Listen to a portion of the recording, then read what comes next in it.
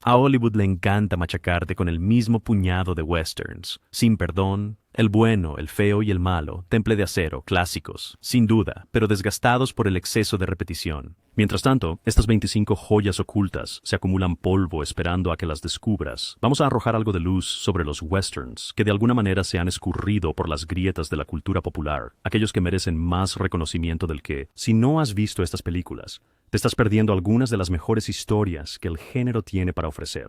Arreglemos eso. Número 25. Johnny Guitar, 1954. Nicholas Ray ofrece el western más intensamente febril de los años 50, con este melodrama en tecnicolor que mezcla los roles de género y anticipa la contracultura por una década. Joan Crawford protagoniza como Vienna, una dueña de salón cuyos planes de expansión, una vez que llegue el ferrocarril, le han ganado el odio de la baronesa local de ganado, Emma Small. En este conflicto en ciernes llega Johnny Guitar, un pistolero convertido en músico que comparte un pasado con Viena. Lo que hace a Johnny Guitar completamente único es cómo rompe las convenciones de género del western. Las mujeres llevan la acción y su odio mutuo forma el conflicto central, mientras que los hombres en su mayoría reaccionan a los eventos en lugar de iniciarlos. Ray filma en color explosivo verdadero, utilizando rojos y azules audaces, para crear un paisaje impresionista que refleja las emociones exaltadas de los personajes. La película se puede interpretar como una poderosa alegoría de la era McCarthy, con el odio irracional de Emma asusando a los habitantes del pueblo en una turba que recuerda a las audiencias del Comité de Actividades Antiestadounidenses. La mutua aversión entre Crawford y McCambridge no fue solo en pantalla, realmente se despreciaban durante el rodaje, aportando una autenticidad incómoda a sus personajes. Animadversión. Inicialmente desestimada por críticos estadounidenses como exageradamente melodramática, Johnny Guitar fue apreciada en Francia, particularmente por François Truffaut, quien reconoció su brillantez subversiva. Se considera quizás el western operístico más exitoso jamás realizado, llevando las posibilidades emocionales del género a su límite absoluto. Número 24. 3:10 a Yuma, 1957. Antes del remake lleno de estrellas de 2007, Delmer Daves dirigió este western tenso, influenciado por el noir, protagonizado por Van Heflin como Dan Evans, un ranchero en apuros que acepta escoltar al forajido capturado Ben Wade hasta el tren que lo llevará a prisión. La mayor parte de la película se desarrolla como un diálogo entre estos personajes mientras esperan en una habitación de hotel el tren titular, mientras la banda de Wade trama liberar a su líder. Lo que hace especial a la original 3:10 a Yuma es su profundidad psicológica. No es solo una historia sobre llevar a un prisionero a un tren, sino sobre cómo dos hombres de lados opuestos de la ley llegan a entenderse e incluso respetarse a pesar de sus diferencias. Glenn Ford, típicamente elegido como héroe, subvierte las expectativas con su villano carismático, que parece más admirable en muchos sentidos que los supuestamente honorables ciudadanos del pueblo. La fotografía en blanco y negro de la película crea un estilo visual marcado que enfatiza sombras y confinamiento, construyendo una tensión insoportable a medida que el reloj avanza. Basada en un relato corto de Elmore Leonard, la película mantiene su característica complejidad moral mientras añade capas de desesperación económica al personaje de Evan, que hacen sus motivaciones comprensibles, aunque no siempre admirables. La película culmina en un clímax bajo la lluvia que se encuentra entre los más emocionantes en la historia del género occidental, demostrando que la tensión psicológica podría ser tan emocionante como los mayores tiroteos. Número 23. Buchanan Rides Alone, 1958. Randolph Scott interpreta a Tom Buchanan, un vaquero de buen corazón que pasa por el corrupto pueblo fronterizo de Angry, donde tres ramas de la misma familia controlan todo e inmediatamente ven a Buchanan como un fácil marca. Después de defenderse en una pelea justa, Buchanan se ve atrapado en una serie cada vez más absurda de traiciones dobles y triples, mientras los miembros del clan Angry conspiran unos contra otros mientras tratan de robar su dinero.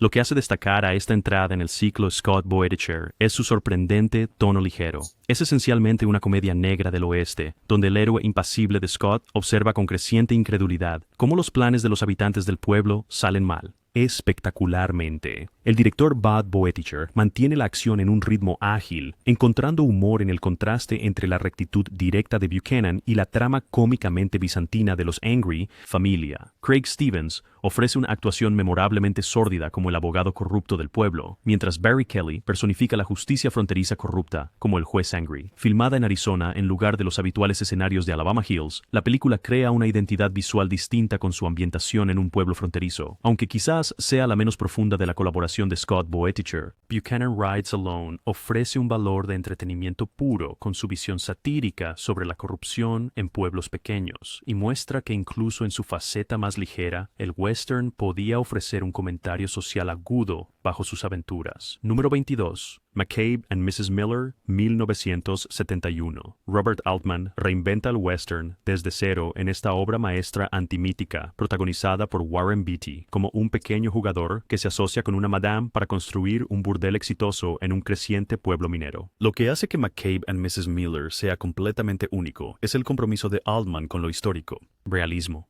Esta es una ciudad fronteriza embarrada, lluviosa y en perpetua construcción, donde el emprendimiento importa más que los tiroteos, y el opio ofrece escape de las duras realidades de la vida fronteriza. La innovadora cinematografía de Vilmos Zsigmond utilizó una técnica llamada flashing para crear el aspecto de fotografías antiguas descoloridas, mientras que las canciones melancólicas de Leonard Cohen brindan una banda sonora inquietante que se siente tanto anacrónica como perfectamente adecuada para el lúgubre, un tono.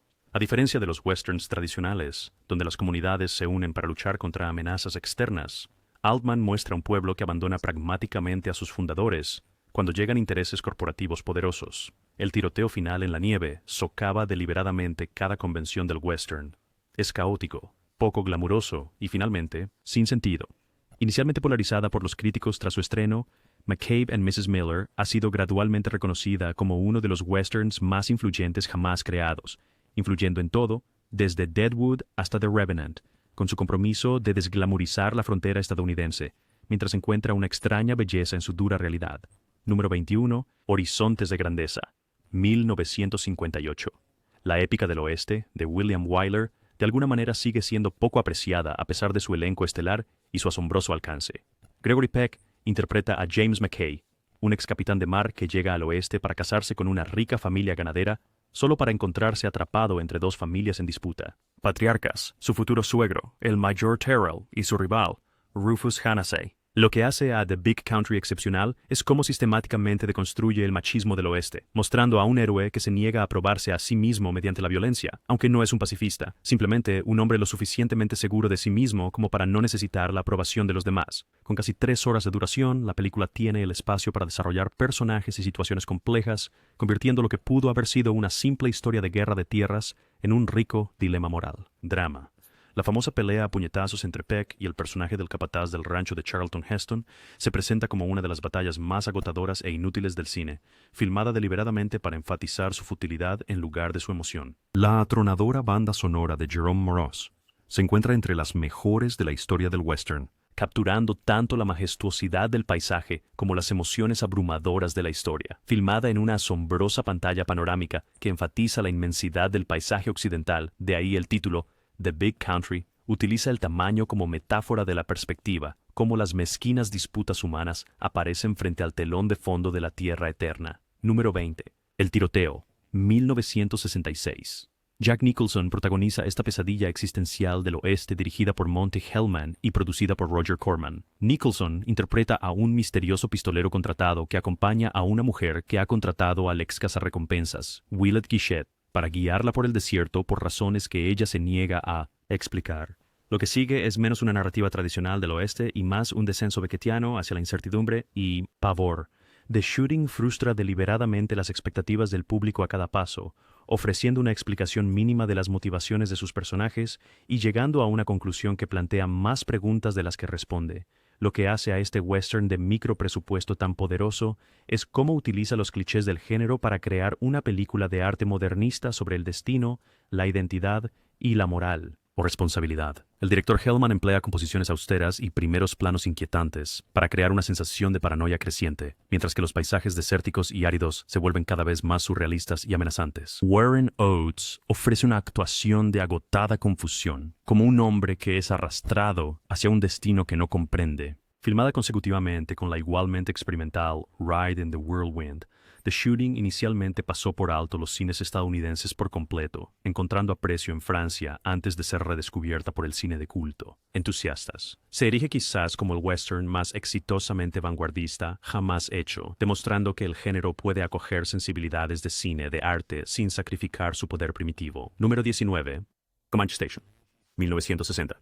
La colaboración final entre Randolph Scott, Scott y el director Bud Boeticher culminan su notable serie de westerns con una meditación sobre la soledad y la obsesión. Scott interpreta a Jefferson Cody, un hombre que rescata a una mujer del cautiverio comanche, solo para descubrir que su esposo ha puesto una recompensa por su regreso. Una recompensa que atrae a tres personajes desagradables, liderados por el carismático pero peligroso Ben Lane. Lo que hace destacar a Comanche Station es cómo destila el género western a sus elementos más puros, el paisaje implacable, la compleja danza entre el honor y el interés propio, y la delgada línea entre la justicia y la venganza. La película revela gradualmente que Cody ha estado buscando cautivos durante años, con la esperanza de encontrar a su propia esposa, que fue llevada por los comanches hace una década. Esta misión lo ha consumido por completo, dejándolo tan vacío y desgastado como los paisajes desérticos brillantemente capturados en CinemaScope. Nancy Gates aporta profundidad a lo que podría haber sido un papel estándar de damisela, interpretando a una mujer que ha sido cambiada por su cautiverio de maneras que los hombres a su alrededor no pueden entender.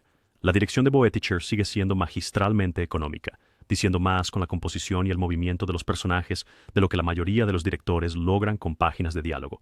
La película representa la culminación perfecta de los westerns de Scott Boeticher, creando un universo moral cuidadosamente construido, donde cada gesto tiene significado. Número 18, Cara a Cara, 1967. Jean-Marie Volonté ofrece una interpretación magistral en este spaghetti western psicológico, dirigido por Sergio Solima. Volonté interpreta al profesor Brad Fletcher, un académico primoroso de Boston con tuberculosis que se dirige al oeste por su salud y se encuentra secuestrado por un forajido llamado Beauregard Bennett. Lo que comienza como una situación de rehenes se convierte en algo mucho más complejo a medida que el intelectual Fletcher se siente fascinado por la libertad y el poder de la vida fuera de la ley, transformándose gradualmente de víctima en algo mucho más peligroso. Lo que hace extraordinaria a Cara es su exploración de cómo la civilización y la barbarie a menudo son dos caras de la misma moneda y de lo rápido que los principios morales pueden desmoronarse cuando probado. La película sirve como una crítica mordaz de cómo los intelectuales pueden racionalizar la violencia cuando sirve a sus propósitos, convirtiéndola en uno de los westerns más políticamente agudos jamás hechos. Creada, el director Solima crea secuencias de acción viscerales mientras mantiene el enfoque en la transformación psicológica en el centro de la historia. Núcleo. Ennio Morricone ofrece otra banda sonora estelar que subraya la degradación moral de Fletcher. A diferencia de muchos spaghetti westerns que fueron recortados para su distribución en Estados Unidos, Face to Face sufrió de una mala traducción que oscureció su complejidad intelectual, lo que llevó a que fuera menospreciada en comparación con las más famosas de Leone. Obra. Se erige como prueba de que el spaghetti western podía abordar temas sofisticados con matices y profundidad. Número 17. El Gran Silencio, 1968. La sombría obra maestra de Sergio Corbucci es quizás el spaghetti western más oscuro jamás hecho, lo cual es decir mucho para un género no conocido por ser feliz. Finales. Jean-Louis Trintignant interpreta a un pistolero mudo que protege a un grupo de forajidos de los cazarrecompensas liderados por el sádico loco, interpretado con escalofriante alegría por Klaus Kinski. Ambientada en las montañas nevadas de Utah durante una tormenta de nieve, los paisajes blancos de la película brindan un contraste marcado para el inevitable sangriento. Confrontaciones. Lo que hace que El Gran Silencio sea verdaderamente inolvidable es su absoluto compromiso con su visión nihilista. Visión.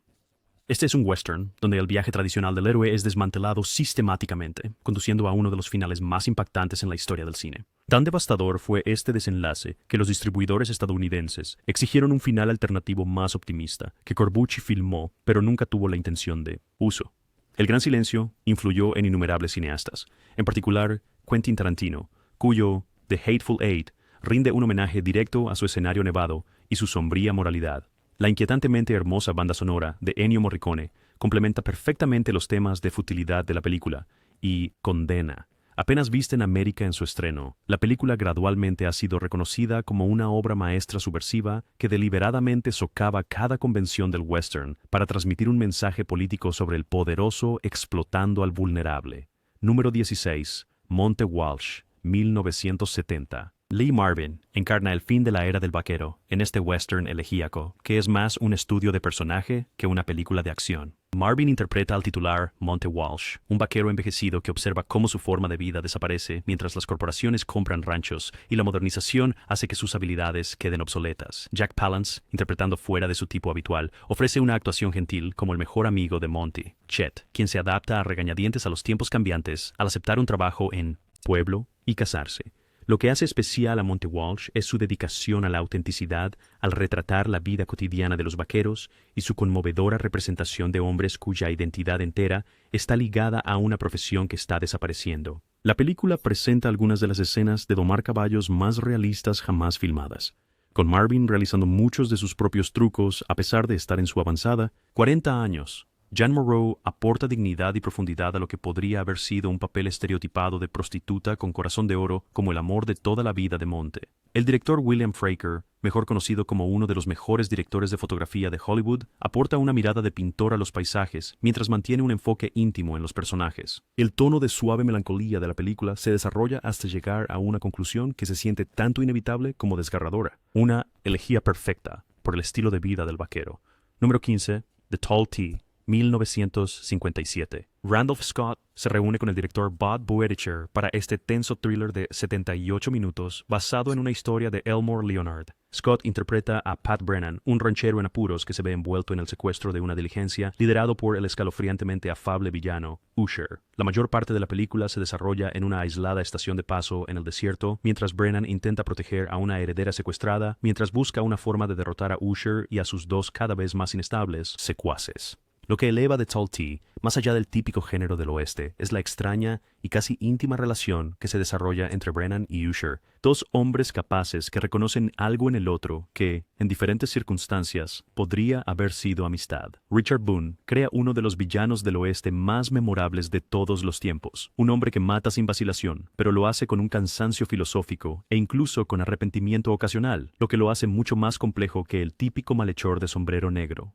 La narrativa concisa de la película elimina todo elemento innecesario, creando una tensión insoportable mientras Brennan debe usar su ingenio en lugar de solo su arma para sobrevivir. Boeticher filma las rocosas colinas de Alabama para enfatizar el aislamiento y vulnerabilidad, haciendo que este western austero y existencial se sienta más como una obra de cámara que como una aventura al aire libre. Número 14.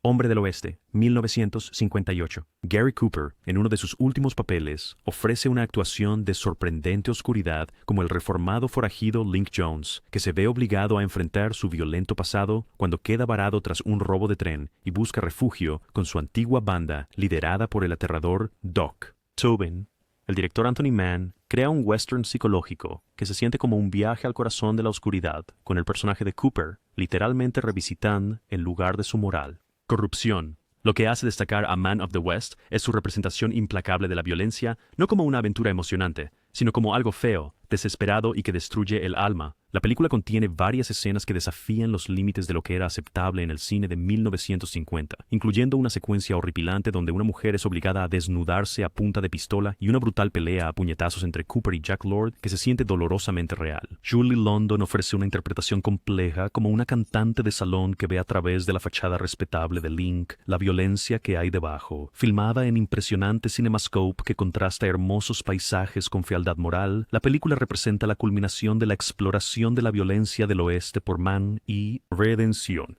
Los críticos europeos, especialmente los franceses, reconocieron su brillantez de inmediato, mientras que los críticos estadounidenses, en gran medida lo descartaron, un veredicto que la historia ha revocado por completo. Número 13. Warlock. 1959. Henry Fonda y Anthony Quinn lideran esta compleja meditación sobre la ley, la justicia y la violencia que ha sido injustamente eclipsada por los papeles occidentales más famosos de Fonda. Fonda interpreta a Clay Blaisdell, un famoso pistolero contratado como alguacil por los ciudadanos de Warlock para protegerlos de una pandilla de vaqueros aterrorizantes. Quinn interpreta a su leal compañero, Tom Morgan, cuya feroz lealtad a Blaisdell lleva inconfundibles matices homoeróticos que de alguna manera pasaron por alto a los censores de los años 1950. Lo que hace a Warlock excepcional es cómo deconstruye sistemáticamente el mismo concepto del pistolero heroico décadas antes, sin perdón, mostrando cómo el salvador de un pueblo puede rápidamente convertirse en un problema en sí mismo, cuando la violencia se institucionaliza. Richard Widmark ofrece una interpretación matizada como Johnny Gannon, un forajido reformado que se convierte en el ayudante oficial y se encuentra atrapado entre la autoridad legal y la marca de justicia fronteriza más eficiente de Blaisdell. El director Edward Dmytryk crea un mundo moralmente ambiguo, donde cada personaje es imperfecto, e incluso los villanos tienen motivaciones comprensibles. La película conduce a una serie de enfrentamientos que deliberadamente trastocan las convenciones del oeste, forzando haciendo que los espectadores cuestionen todo lo que creen saber sobre la justicia en el mito americano. Número 12. Rancho Notorious, 1952. Fritz Lang, el maestro del expresionismo alemán detrás de Metrópolis, trae su estilo visual único a este sueño febril de un western protagonizado por Marlene Dietrich como Alta Keen, una ex chica de salón que ahora dirige Chock-a-Lock, un rancho remoto que sirve como escondite para forajidos. Arthur Kennedy interpreta a un hombre que se infiltra en este escondite de ladrones para encontrar al asesino de su prometida, mientras que Mel Ferrer completa el triángulo amoroso como el amante pistolero de Dietrich. Lo que hace a Rancho Notorious completamente único es la negativa de Lang a abordar el western con cualquier reverencia por sus tradiciones. En su lugar, él crea un cuento de venganza alucinante, impulsado por lo que la película llama odio, asesinato y venganza, en su extrañamente pegadiza balada que se repite a lo largo. Dietrich, en sus 50 años, pero aún dominando la pantalla con carisma imperial, ofrece una actuación de sensualidad cansada del mundo, como una mujer que lo ha visto todo y ha construido su propio reino en los márgenes de la sociedad. Lang llena la película de colores vivos y escenarios estilizados que crean una atmósfera deliberadamente artificial que recuerda más a la ópera que a la tradicional westerns. La propia rueda de Chock-a-Lock se convierte en una poderosa metáfora visual del papel del azar y el destino en este mundo fronterizo moralmente ambiguo. Número 11. The Westerner, 1940.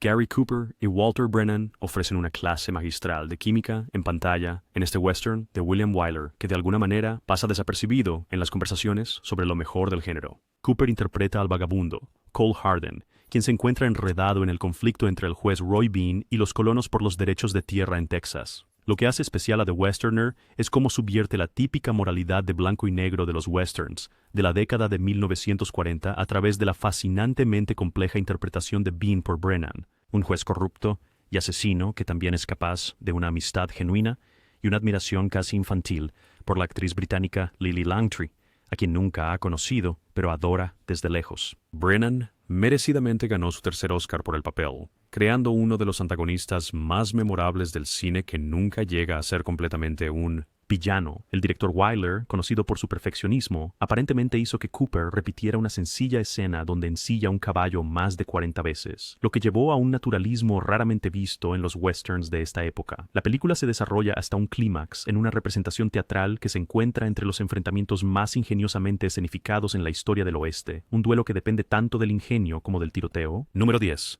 Ride Lonesome, 1959. El penúltimo western de Randolph Scott es también el más compacto y contundente, con una duración de 73 minutos, sin un gramo de exceso. Scott interpreta al cazarrecompensas Ben Brigade, transportando a un asesino a través del territorio apache, mientras es seguido por dos personajes sospechosos que quieren al prisionero para ellos, y una viuda cuyo esposo fue asesinado por indios. El director Bud Bueticher reduce el western a sus elementos más básicos, creando una narrativa de viaje de casi pura esencia existencial. Filmada en un impresionante cinemascope que contrasta las diminutas figuras humanas contra los enormes paisajes de pinos solitarios, Ride Lonesome utiliza su lenguaje visual para enfatizar lo pequeñas e insignificantes que son las preocupaciones humanas frente al eterno desierto. Lo que eleva a esta película más allá de lo típico de cazarrecompensas es la lenta revelación de la verdadera The Brigade. Motivos. No quiere el dinero, sino que está usando a su prisionero como cebo para atraer al hombre que mató a su esposa hace años. Anteriormente, James Coburn hace su debut cinematográfico aquí como un joven pistolero arrogante, mientras Pernell Roberts ofrece una sorprendente complejidad como un forajido con su propio código moral. La imagen final inquietante de un árbol colgante en llamas se erige como uno de los metáforas visuales más poderosas en el cine del oeste. Número 9. Cielo Amarillo, 1948. Gregory Peck lidera una banda de ladrones de bancos que se topan con un pueblo fantasma, habitado solo por un viejo buscador de fortunas y su nieta sospechosa, interpretada con feroz independencia por Anne Baxter. Lo que comienza como un plan simple para robar su oro, se complica por la conciencia, la lujuria y la avaricia, a medida que la banda se fractura desde dentro. El director William Wellman, recién salido de The Oxbow Incident, ofrece otro western moralmente complejo que se siente más como un noir ambientado en el desierto. La cinematografía en blanco y negro transforma el pueblo fantasma en un paisaje austero, casi existencial, donde la naturaleza humana se reduce a su esencia. Richard Widmark roba cada escena como el desequilibrado miembro de la banda, Dude. Un hombre tan consumido por la avaricia y el deseo que es prácticamente salvaje. Yellow Sky reutiliza hábilmente la tempestad de Shakespeare en un escenario del oeste, con el personaje de Baxter, Mike, de pie, y de Miranda, criada en aislamiento y sin familiaridad con los hombres. La tensión entre los personajes se construye magistralmente, llevando a enfrentamientos que se sienten genuinamente impredecibles. Filmada en locaciones en el Valle de la Muerte bajo condiciones brutales, el ambiente hostil de la película refleja el desierto moral que los personajes deben navegar antes de encontrar una posible redención. Número 8. The Oxbow Incident, 1943. Henry Fonda lidera este devastador golpe de 75 minutos, que sirve como una poderosa acusación de la mentalidad de la multitud. Cuando la noticia de un asesinato llega a un pequeño pueblo de Nevada, se forma un grupo para encontrar a los asesinos y entregar justicia del lejano oeste a través de un linchamiento apresurado. Lo que sigue es menos un western tradicional y más un tenso drama moral, donde unas pocas voces de la razón intentan oponerse a un sediento de sangre. La turba. El director William Wellman elimina todos los tropos de aventura del oeste para centrarse en los aspectos más oscuros de la naturaleza humana, creando una película que se siente más relevante cada año que pasa. El incidente de Oxbow es esencialmente 12 hombres en pugna al revés. En lugar de un hombre convenciendo lentamente a otros sobre la duda razonable, vemos cómo la duda razonable es pisoteada bajo los pies de la venganza. Dana Andrews ofrece una actuación desgarradora como uno de los acusados, mientras que Anthony Quinn y William Ethel completan el trío de supuestos ladrones de ganado. El desgarrador final de la película incluye una escena de carta que se destaca como uno de los momentos más poderosos en la historia del cine. Un fracaso de taquilla en su estreno, ahora se reconoce como un clásico estadounidense esencial que utiliza el escenario del oeste para transmitir un mensaje atemporal sobre la justicia y la multitud. Regla. Número 7. Perseguido, 1947. Robert Mitchum es el protagonista de lo que podría ser el primer cine negro occidental del mundo. Un thriller psicológico disfrazado de un caballo, ópera.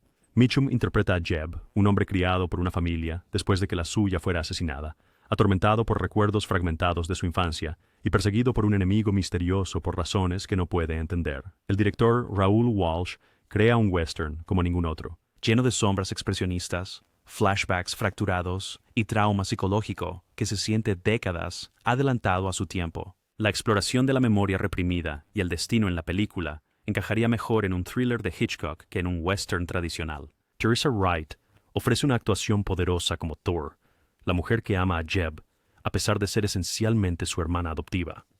La cinematografía en blanco y negro de James Wong Howe es simplemente espectacular, convirtiendo los paisajes de Nuevo México en un personaje que refleja la psique torturada de Jeb. Dean Jagger crea uno de los villanos más escalofriantes del género, un hombre cuyo odio ha consumido todo su ser. Pursued es prueba de que el género western estaba empujando los límites artísticos mucho antes del llamado periodo revisionista. Número 6. Ulsana's Raid, 1972. Burt Lancaster ofrece una de sus mejores actuaciones de su carrera tardía en este western brutal e implacable que elimina todo el romanticismo sobre la frontera. Vida.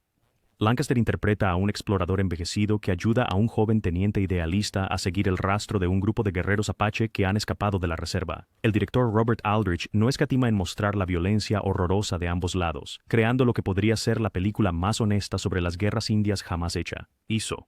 Lo que distingue a Ulsana's Raid es su negativa a tomar partido o ofrecer respuestas fáciles. Simplemente muestra la brutal realidad de un choque cultural donde ningún lado podía comprender realmente el otro. El líder apache Ulsana no es retratado como un villano, sino como un guerrero hábil que lucha por sobrevivir, mientras que la caballería no se presenta como heroica, sino como alarmantemente fuera de su. Filmada en los polvorientos paisajes de Arizona que se sienten auténticamente hostiles, la película construye una tensión insoportable a través de su incesante búsqueda. Narrativa. El explorador cansado del mundo de Lancaster, McIntosh, ofrece verdades duras, sin sentimentalismo, en lo que equivale a una meditación prolongada sobre el verdadero costo de la violencia. Esta es la vida en la frontera despojada de todo el glamour de Hollywood. Número 5. The Naked Spur, 1953. El western más oscuro de James Stewart lo presenta como un cazarrecompensas con una psicosis apenas contenida, transportando al asesino, Robert Ryan, de regreso a Kansas por la recompensa. La obra maestra del western psicológico de Anthony Mann incluye a Janet Leigh y dos compañeros dudosos, un viejo buscador de oro y un oficial de caballería dado de baja deshonrosamente, creando una bomba de tensión lista para explotar en cualquier momento. Lo que eleva a The Naked Spur más allá del típico género del oeste es su enfoque preciso en solo 5 personajes y su estado mental deteriorado mientras viajan por el peligroso terreno de Colorado. Stewart está a años luz de su imagen saludable aquí, interpretando a un hombre consumido por la amargura, Y apenas manteniéndose en su humanidad, Robert Ryan, mientras tanto, ofrece una clase magistral en manipulación, enfrentando constantemente a sus captores entre sí. El uso brillante de paisajes en Technicolor de la película contrasta marcadamente con la fealdad moral en exhibición. Mann y Stewart hicieron 5 westerns juntos, cada uno excelente, pero este sigue siendo su obra maestra indiscutible, un estudio de personajes disfrazado de aventura que culmina en un final catártico donde la redención tiene un costo terrible. Número 4. Will Penny, 1968. Charlton Heston consideró esta su mejor interpretación y podría tener razón. Olvida las épicas bíblicas y los clásicos de ciencia ficción. Aquí Heston se sumerge completamente en el papel de Will Penny, un vaquero envejecido que acepta un trabajo de invierno como guardafronteras y se encuentra enamorándose de una mujer que ocupa su cabaña con su pequeño hijo. Lo que hace especial a Will Penny es su absoluto compromiso con el realismo, mostrando la dura vida poco glamorosa de un vaquero trabajador sin romanticismo alguno. El villano, interpretado con un fanatismo religioso aterrador por Donald Pleasence, crea algunos de los momentos más inquietantes de cualquier western.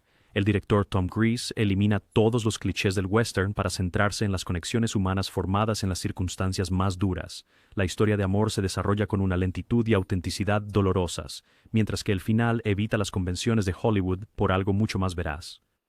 La actuación de Joan Hackett como la viuda decidida merecía la atención del Oscar, pero fue criminalmente ignorada. Filmada en locaciones en condiciones brutales de invierno, el compromiso de la película con la autenticidad se extendió detrás de las cámaras, con el elenco soportando dificultades genuinas que se tradujeron en una autenticidad en pantalla que pocos westerns han igualado. Número 3. Los Profesionales, 1966. Richard Brooks ofrece una aventura emocionante que de alguna manera se pasa por alto en la conversación sobre grandes westerns. A pesar de su elenco estelar, Lee Marvin lidera una misión de rescate en México junto a Burt Lancaster, Robert Ryan y Woody Strode, básicamente el equivalente en la década de 1960 de Los Indestructibles, pero con verdaderas habilidades de actuación.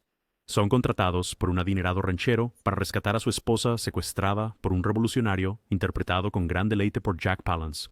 Lo que sigue es una clase magistral en la escalada de tensión, traiciones y uno de los mejores giros finales que el género tiene para ofrecer. Estos profesionales aportan cada uno una habilidad específica al equipo: explosivos, seguimiento, dominio de la equitación, armamento, creando una perfecta atmósfera de película de atraco del oeste.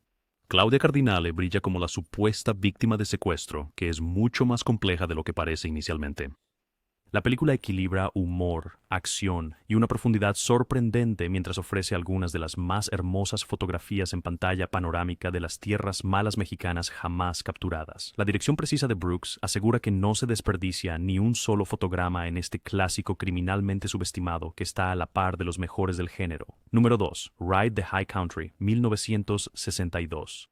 La primera obra maestra de Sam Peckinpah da a Joel McCrea y Randolph Scott sus últimos papeles significativos en el oeste, interpretando a envejecidos hombres de la ley contratados para transportar oro desde un campamento minero. Estas dos leyendas ofrecen interpretaciones de tranquila dignidad como antiguos socios reunidos para un último trabajo, solo para encontrarse en un conflicto moral cuando uno quiere robar el envío.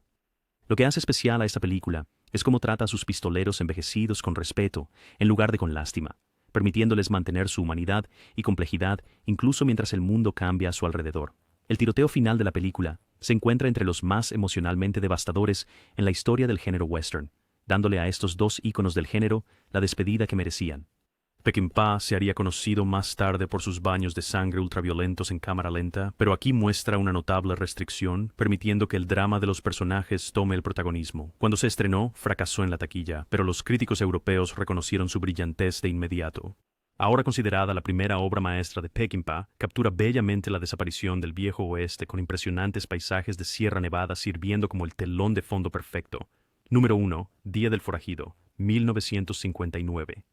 Robert Ryan lidera esta pesadilla occidental, helada como un ranchero amargado, en una disputa de tierras con agricultores locales, cuando sus problemas de repente empeoran mucho. Una banda de forajidos, liderada por Burl Ives, sí, el alegre cantante navideño, se apodera del pueblo durante una tormenta de nieve, convirtiéndolo en la situación de rehenes más tensa que hayas visto. El director Andrew de Todd elimina todo el glamour del oeste, entregando una dura historia de supervivencia donde el verdadero villano podría ser el implacable paisaje invernal. Lo que hace que Day of the Outlaw destaque es su escenario único. La mayoría de los westerns se cuecen bajo el sol del desierto, pero este te atrapa en un infierno claustrofóbico cubierto de nieve, donde incluso la escapatoria más simple se vuelve casi imposible. Ryan sobresale como el héroe reacio, un hombre que comienza la película casi como un villano antes de encontrar su brújula moral, al enfrentarse a algo mucho más. Peor, la cinematografía blanqueada y sombría de la película se siente como una bofetada de aire frío en la cara, exactamente lo que el género necesitaba. Ahora conoces 25 westerns que de alguna manera se perdieron en el barullo mientras películas inferiores se llevaban la atención. ¿Qué joya oculta acaba de aparecer en tu radar de imperdibles? Deja esos comentarios candentes abajo. Da like si tus músculos de la risa sobrevivieron y activa la campana para no perderte nuestro próximo análisis profundo de los tesoros cinematográficos. Hasta entonces, mantén tus carretes girando, tus espíritus elevados y recuerda, en clásicos de la Edad de Oro, el pasado siempre está preparando su siguiente gran broma. Nos vemos en los comentarios, familia cinéfila.